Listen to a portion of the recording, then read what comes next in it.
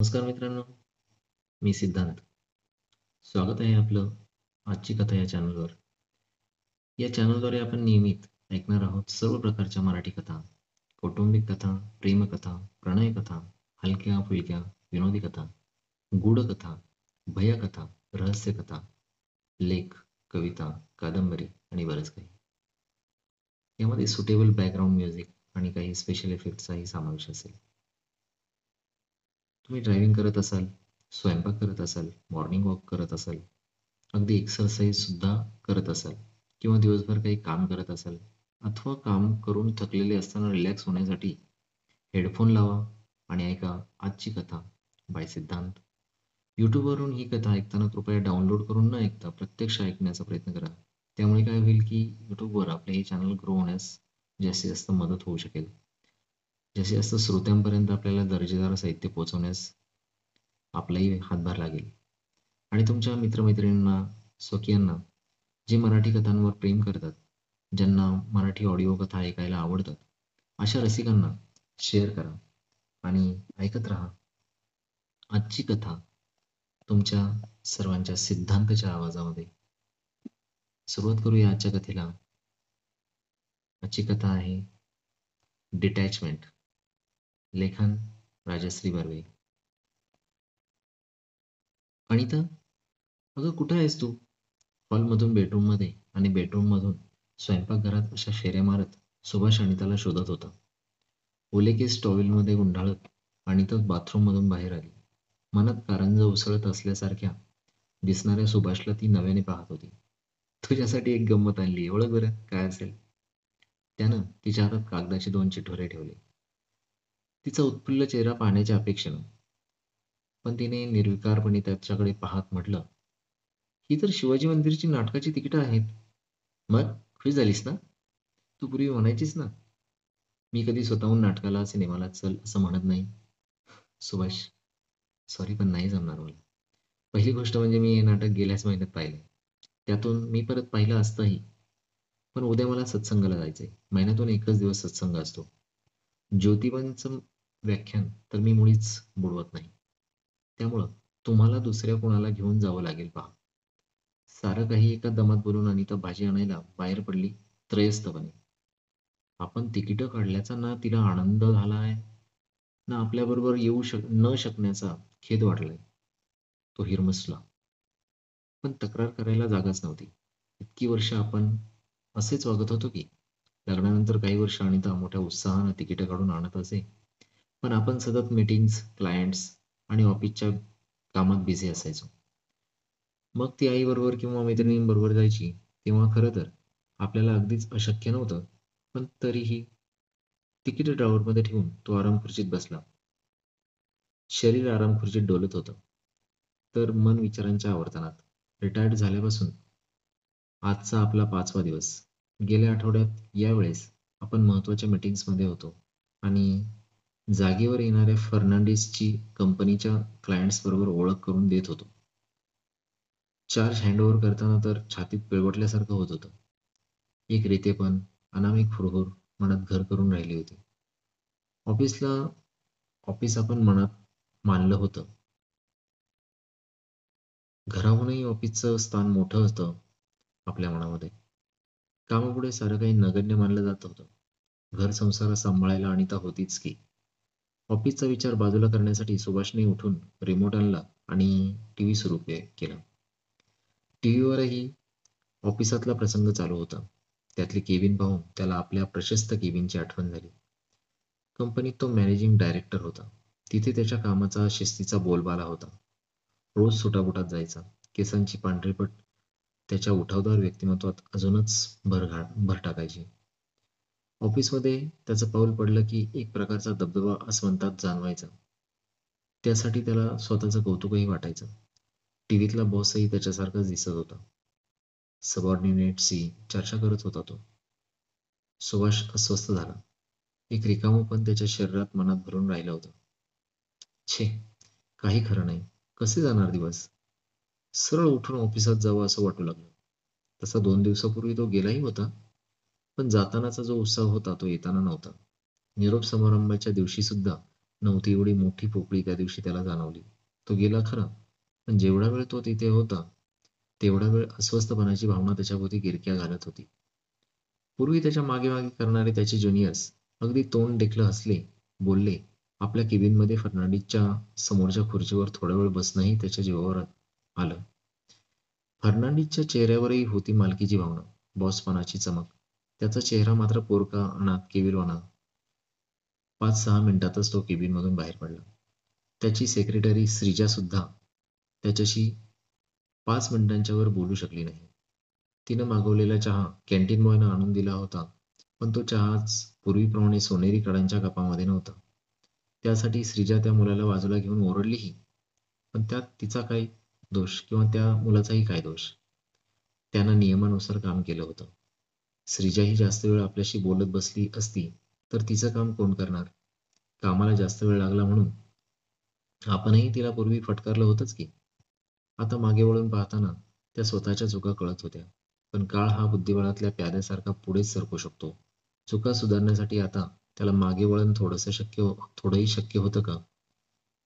तो जसा ऑफिसमध्ये वागायचा, तसाच घरीही वागायचा. वृक्ष, कोरडा, एखाद्या पाषाणासारखा, नदीच्या कोरड्या पात्रासारखा. कुठे ओलावा म्हणून नाही, प्रेमाचा शिडकावाही नाही, जीवन समरसून जगण्याचा उत्साह नाही. सारं कसं सुकं, अगदी कॉलम भरल्यासारखं, टिक मारल्यासारखं. शिक्षणानंतर नोकरी, मग लग्न, नोकरी करणाऱ्यांनी घर सांभाळणारी तरबेज पत्नी, 2 मुली, सुंदर, हुशार, सारं आयुष्य एका लाईनीत चाकोरीबद्ध. तसं तर साऱ्यांचंच आयुष्य चाकोरीबद्ध असतं, पण तरीही प्रत्येकजण प्रयत्न करत असतोच ना, क्षण फुलवण्याचा, आनंद उपभोगण्याचा, स्वतः आनंदी होण्याचा, आपल्या माणसांना सुख देण्याचा. आणि तर तरी आपल्याला यापेक्षा वेगळं काय सांगत होती? अपुरा वेळ, घड्याळाच्या काट्याबरोबरची शर्यत, जीवनातली आव्हानं यशस्वी होण्याची आपली उमेद, सारं काही मान्यच होतं तिला. तरीही हे सर्व सांभाळून आपल्या माणसांची मनं सांभाळली पाहिजेत, या मताची होती ती. स्वतः मोठ्या हुद्द्यावर असूनही ती ऑफिस बरोबरच घराची जबाबदारी मोठ्या उत्साहात आणि अगदी लिलाया सांभाळायची.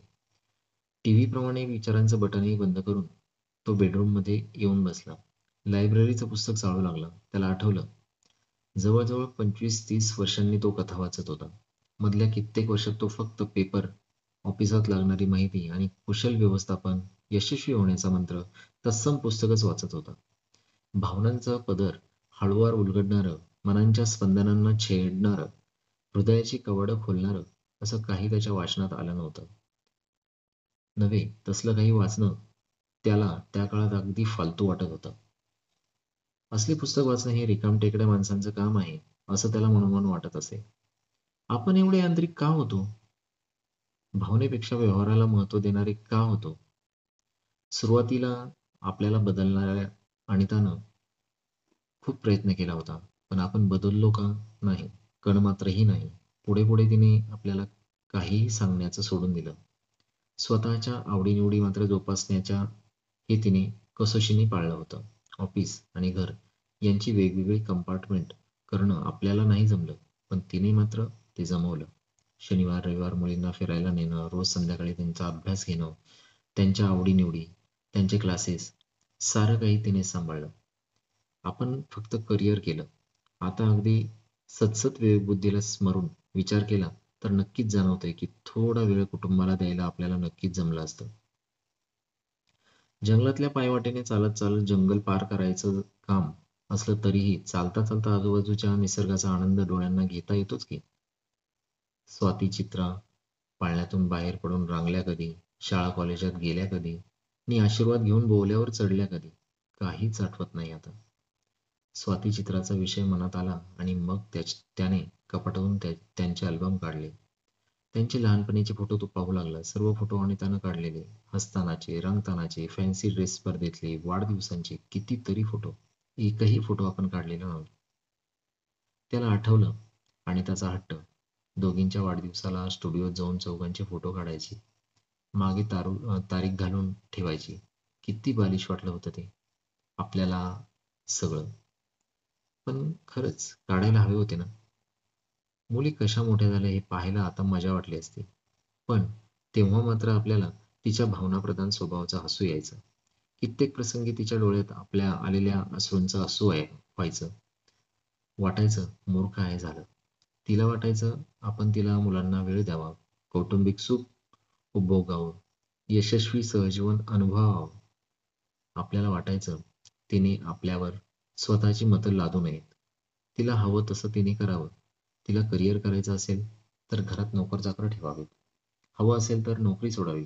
पण आपल्याला ज्या त्यात गोवू नये. पण आज आपल्याला समजतंय की ती बरोबर होती. आपण पैसा खूप कमवला पण नात्यांचं रेशीम पण जपू शकलो नाही. जे ऑफिस आज आपल्याला अर्धा तासही सामावून घेत नाही, त्याच्यासाठी आपण आपल्यावर जीवापाड प्रेम करणाऱ्या माणसांवर अन्याय केला होता. एवढंच कशाला, पण 4 मित्रही आपण कमावले नाहीत. रिटायर्ड होऊन आठवडाही झाला नाही आणि दिवस आपल्याला खायला उठलेत. त्याचं घड्याळाकडे लक्ष गेलं. सकाळचे फक्त 10:30 वाजले होते. पेपर वाचून झाले. अंघोळ देवपूजा तीही झाली. सकाळपासून टीव्ही काय पाहायचा आणि पुस्तकं तरी अख्खा दिवस थोडीच वाचणार. त्याला वाटलं उठावं आणि घड्याळाचे काटे हातानेच 3-4 तास पुढे सरकवावे. एवढ्यातच बेल वाजली. कामवाल्या इंदूबाई आल्या होत्या. त्यांच्या केसात त्यानं काल अनितासाठी आणलेल्या मोगऱ्याचा गजरा होता. हृदयात कुठेतरी खेदाची रेषा उमटली. अनिताला मोगरा खूप आवडायचा. नवऱ्यानं स्वतःहून आपल्यासाठी गजरा आणावा अशी रोमॅन्टिक कल्पना तिच्या मनात असायची पूर्वी. आपली अपेक्षा तिनं त्याच्यासमोर बोलूनही दाखवली होती. पण बायकोसाठी गजरा आणणारा नवरा ही कल्पना हास्यास्पद वाटायची त्याला. तुला आवडते ना, मग तू आणत जा. या एका वाक्यात तो विषय संपवायचा. काल मार्केटात गजरा दिसला हे सारं आठवलं. त्याने तिच्यासाठी विकत घेतला. त्याला वाटलं ती खुलेल, आनंदी होईल. होईलच. पण नाही, तसं नाही घडलं. तिने तो गजरा फ्रीजमध्ये ठेवला यांत्रिकपणे. तिच्या चेहऱ्यावरची रेषाही हलली नाही. हीच का ती अनिता पूर्वीची? त्यालाच प्रश्न पडला. तो काही न बोलता बाहेर आला. थोड्या वेळाने इंदुबाई काम उरकून बाहेर पडल्या. तेव्हा त्यांच्या हातात तो गजरा दिसला. अनिताने त्यांना दिला. देऊन टाकला? आपण तिच्यासाठी आणलेलं? का वागते ती अशी? आपल्यावर सूड म्हणून? आपण तिला तेव्हा दुखावलं नसतं किंवा दुखावलं होतं म्हणून ती आज असं वागते का? आपल्या डोळ्यात ओलसरपणा आलाय का? तो चमकला. छे, कसं शक्य आहे? आपल्या डोळ्यात पाणी येणं शक्यच नाही. तो चिडला. स्वतःवरच. आपण बदलतोय, हळवे होतोय. परत बेल वाजली आणि त्या जड पिशव्या घेऊन आत शिरले, दमून भागून. त्याला वाटलं तिला गारगार पाणी आणून द्यावं. ती आपल्याला किती वेळ वेळ देते, किती वेळा आपल्याला पाणी आणून देते. पण नकोच. आणून दिलं तर ती नको म्हणेल. मुद्दाम आपल्याला दुखवायला. छे छे, ती अशी नाहीच आहे. आपण चुकतोय तिच्याबद्दल विचार करण्यात. जाऊ दे. ती उठली, स्वयंपाकाला लागली. त्याला एकदम वाईट वाटलं. तिच्या एकटीनं काम करण्याचे इतक्या वर्षात नाही ते आता वाटलं. मी तुला भाजी निवडून देऊ का? एकदा दाखव की मला काय करायचं ते. तिच्याशी जवळीक साधण्याचा पुन्हा एक प्रयत्न. छे हो, इतक्या उशिरा आता कुठे ही कामं शिकताय? करीन मी. तिच्या उत्तरातून तिचं मन कळत नव्हतं. आपल्या बदलण्याचा ना हिला आनंद होतोय ना खेद वाटतोय. मी तुला काय म्हणतोय, संध्याकाळी मी रोज शिवाजी पार्कला फिरायला जातो आणि तू पण जातेस. पण तू येशील का माझ्याबरोबर? तू सकाळी जातेस आणि मी संध्याकाळी. त्यापेक्षा बरोबरीने जाऊ. मी तुझ्याबरोबर सकाळी येईल किंवा तू संध्याकाळी माझ्याबरोबर चल. त्याने परत एकदा खडा टाकला. आले असते हो, पण काय आहे ना, सकाळचा आमचा 12 जणींचा मस्त ग्रुप झाला आहे. दर महिन्यात एकदा आम्ही एकीकडे जमतो आणि महिन्यातून एकदा हॉटेलात जातो. खूप बरं वाटतं एकत्र भेटलो की. त्यामुळं सकाळी तुमच्याबरोबर नाही जमणार हो. आणि संध्याकाळी माझा योगासनांचा क्लास असतो. त्यानंतर देऊळ वगैरे. इथेही त्याचा पराजय झाला.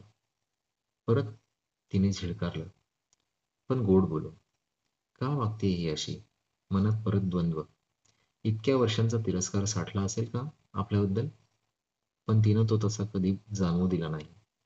त्याला आठवलं, पूर्वी तिला राग आला की ती तडतडा बोलून मोकळी होत असे. पण अलीकडे तिचं ते रूप त्यानं पाहिलं नव्हतं. कधी झालं हे स्थित्यंतर तिच्यात? अचानक झालेलं स्थित्यंतर नाहीये. आपल्याला नकळत हळूहळू झालं. इतकं हळू की आपल्याला जाणवलंच नाही ते. तो आठवू लागला. 5-6 वर्षापूर्वी तिनं नोकरी सोडली. तिनं आधीच ठरवलं होतं 50शी नंतर नोकरी करायची नाही. धाकट्या चित्राचं लग्न झालं आणि ती साऱ्या जबाबदाऱ्यांमधून मुक्त झाली. मग तिनं स्वतःसाठी जगायचं ठरवलं.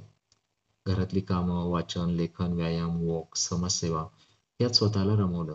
म्हणता म्हणता ती बिझी झाली. पूर्वी त्याला तिला देण्यासाठी वेळ नव्हता. त्याचा वेळ मिळावा म्हणून तिने प्रयत्न केले होते, विनवण्या केल्या होत्या. पण थोडीही वेळ न देणाऱ्या त्याला आता तिला द्यायला वेळच वेळ होता. कारण आता त्याच्याकडे ती एकच गोष्ट होती भरभरून देण्यासारखी. पण आता तो घेण्यासाठी तिची ओंजळ मात्र रिकामी नव्हती. ती काठोकाठ भरलेली होती. तिला ज्योतिबेन मेहतांचं व्याख्यान इतकं का आवडतं हे पाहण्यासाठी आज तो तिच्याबरोबर सत्संगाला गेला होता. त्याला आवडणार नाही म्हणून ती त्याला नकोच म्हणत होती. तरीही तो गेला आणि ऐकत राहिला. त्यांचे शब्द त्याच्या कानात गुंजत राहिले. मोक्ष हवाय का? तर मग वैराग्य प्राप्त केलं पाहिजे. वैराग्याकडे जायचा मार्ग सोपा मुळीच नाही. अनंत अडथळे आहेत. अनेक प्रलोभने आहेत. सर्वांवर विजय मिळवावा लागेल. हट्टी मनाला दोर बांधावे लागतील. त्याचे लगाम आवळावे लागतील. सुख, दुःख दोहोंना एकाच तराजूत तोलावं लागेल. सामान्य माणसाला हे फार कठीण आहे. कठीण आहे पण अशक्य नाही. यासाठी एकच शब्द लक्षात ठेवा, डिटॅचमेंट. वैराग्य साधण्याची पहिली पायरी डिटॅचमेंट. कशापासून डिटॅचमेंट? तर आवडत्या तसेच नावडत्या गोष्टींपासून, दुःखापासून तसेच सुखापासूनही, रागापासून, लोभापासून, मोहमायेपासून. कोणत्याच गोष्टींचं दुःख वाटून घेऊ नका. कोणत्याही गोष्टींचा आनंदही वाटून घेऊ नका. समोरच्या माणसात आणि तुमच्यात एक अदृश्य रेषा आहे. ती कधीच ओलांडू नका. कुणातच, अगदी नवऱ्यात किंवा मुलांमध्येही खूप गुंतू नका. स्वतःची कर्तव्य मात्र चुकवू नका. त्यापासून मागे हटू नका. त्यानं अनिताकडे पाहिलं. ती लक्ष देऊन ऐकत होती. आता त्याच्या लक्षात आलं तिच्या अलिप्त वागण्याचं कारण. तिनं आत्मसात केली होती डिटॅचमेंट. धन्यवाद मित्रांनो. Thank you so much. मित्रांनो, आता तुम्हाला 3 गोष्टी करायच्या. नंबर 1, हे चॅनल आत्ताच्या आत्ता सबस्क्राईब करायचं आहे आणि शेजारील घंटेचं बटन प्रेस करून ऑल सिलेक्ट करायचं आहे. तसं केल्याने आणखी दर्जेदार व चांगल्या कथा तुमच्या समोर मला सादर करता येतील. दुसरी गोष्ट, ही कथा ऐकून तुम्हाला काय वाटलं, सादरीकरण कसं वाटलं, याबाबत आपला प्रतिसाद कमेंटमध्ये नक्की नोंदवा. त्यामुळे हे चॅनल दर्जेदार बनवण्यासाठी आणि ग्रो होण्यासाठी आपली मदत होईल. नंबर 3, ही कथा आपले मित्र, आप्तेष्ट ज्यांना कथा, मराठी कथा ऐकायला आवडतात अशा आपल्या स्वकीयांना नक्की शेअर करा.